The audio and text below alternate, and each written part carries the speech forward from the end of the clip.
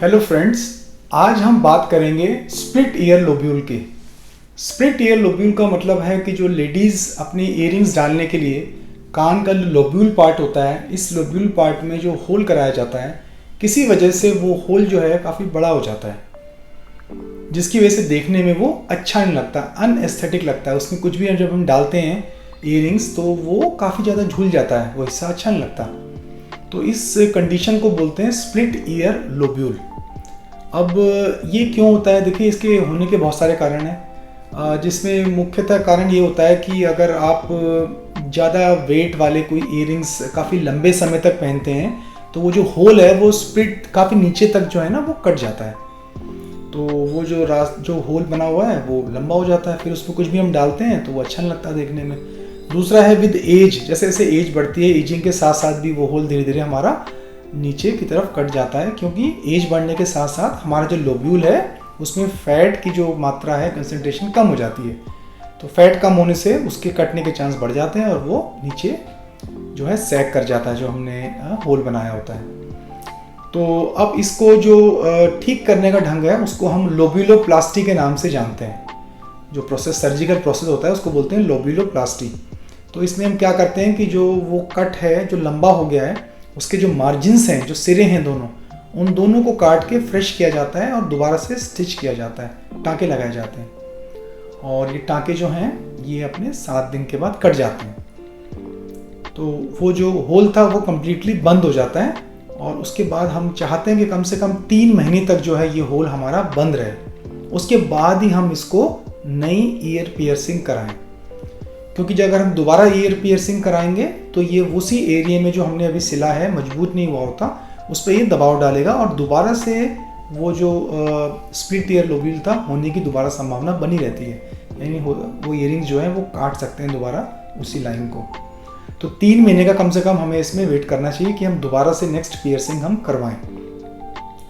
उसके बाद piercing better रहता है कि आपकी सर्जन से ही करवाएं, क्योंकि वो लाइन के किस साइड करनी है, किस साइड से वेट पड़ेगा, तो हमारा जो सूचर लाइन है उस पर नहीं दबाव पड़ेगा, ये सर्जन बेहतर जो है डिसाइड कर सकते हैं एज़ कम्पेयर टू कोई भी ज्वेलर के। उसके बाद आपने ये ध्यान देना है कि जो ये प्रोसीजर है उसके बाद एक पतली सी एक लाइन, जैसे आप यहाँ देख रहे हैं फोटो में, एक पतली सी लाइन बस एक पड़ती है, वो छेद जो है आपका कम्प्लीटली बंद हो जाता है, एक फाइन लाइन बन जाती है। और उस फाइन लाइन को हम और थोड़ा फाइन कर सकते हैं with the help of some medicaments, जिससे मसाज करते रहने से 3 महीने से वो और सॉफ्ट हो जाता है, लाइन कम दिखनी शुरू हो जाती है। दूसरी बात का ध्यान रखना है, देखिए कोई भी छोटा जो प्रोसेस है, जो कोई कहते हैं कुछ लोग कि भाई हम बिना सर्जरी के भी स्प्लिट ईयर लोब्यूल को जोड़ देते हैं किसी भी तरीके से, तो वो सब चीज़ें जो है ना भ्रामक होती हैं, आप उनके चक्कर में ना पड़ें, क्योंकि ऐसा कोई प्रोसीजर नहीं होता, और होता है तो वो ठीक से वो काम करता नहीं है, वो जोड़ेगा नहीं ठीक से उसको, है ना। तो या वो आपका स्प्लिट जो है दोबारा से जल्दी से हो जाएगा, और या तो वो जोड़ेगा ही नहीं, या जोड़ेगा तो अब जैसे आप नया ईयरिंग डालेंगे कुछ टाइम के बाद वो दोबारा से कट थ्रू हो जाएगा। तो बेटर है कि ये प्रोसीजर हमेशा आप प्लास्टिक सर्जन से कराएं, जो तरीके से इसको करते हैं, लेयर बाय लेयर क्लोजर होता है इसमें, वही एक ढंग है जिससे हम इसको ठीक कर सकते हैं तरीके से, है ना। और जो रीपियर्सिंग यानी आपने जो ईयर पियर्सिंग दोबारा करवानी है वो भी आप सर्जन से ही कराएं, स्टेराइड ढंग से, वो साफ तरीके से करेंगे, जिससे इन्फेक्शन वगैरह की प्रोबेबिलिटी बहुत कम हो जाएगी। ऑपरेशन जो उसका होता है, जैसे मैंने समझाया आपको, बस उसमें एक छोटा सा टीका लगता है कान में, जिससे कि ये कान का ये हिस्सा सिर्फ सुन्न हो जाता है, और उसके बाद हम सारी सर्जरी को आराम से, एक तरफ की सर्जरी में करीबन 10 मिनट लगते हैं, दोनों तरफ करीबन 15-20 मिनट में सर्जरी ख़त्म हो जाती है। छोटा सा टेप आपको लगा के देते हैं कान में उसके बाद, और आपको बाद में बोलते हैं कि ये टेप हटा के आप मलहम लगाते रहिए ऊपर नीचे दोनों तरफ, और 7वें दिन आपको बुला के वो स्टिचेस हम काट देते हैं, है ना।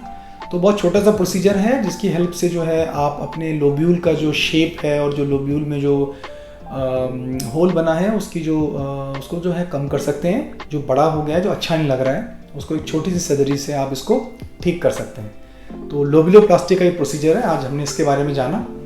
और दोस्तों, इसके अलावा कोई और आपके प्रश्न हो, कोई और सवाल हो इस संबंध में, कान की कोई और भी समस्याएं अगर आप उसके बारे में, अच्छा एक चीज़ मैं आपको और बताना चाहता हूँ कि कान में जब भी हम ईयर पियर्सिंग कराएं तो ये ध्यान रखें कि ईयर पियर्सिंग हमारे लोब्यूल के पोर्शन में ही कराने की कोशिश करें। लोब्यूल पोर्शन से ऊपर जाने में अगर हम इस एरिया में आना शुरू कर देते हैं तो ये थोड़ा रिस्की हो जाता है, डेंजरस हो जाता है, क्योंकि यहाँ पे कान की हमारी नरम हड्डी होती है, कार्टिलेज बोलते हैं। कार्टिलेज में जब होल बनता है तो एक किलॉइड नाम से बीमारी होती है, वो होने की संभावना होती है।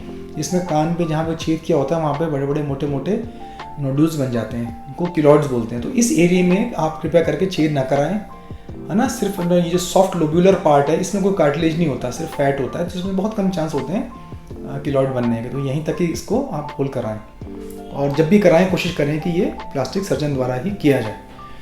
तो दोस्तों, अगर आपको ये पसंद आया वीडियो तो उसको लाइक कीजिएगा, इसको शेयर कीजिएगा, और हमारे चैनल सब्सक्राइब ना किया हो तो आपको भी सब्सक्राइब कीजिएगा। वीडियो देखने के लिए आपका बहुत बहुत धन्यवाद। Thank you.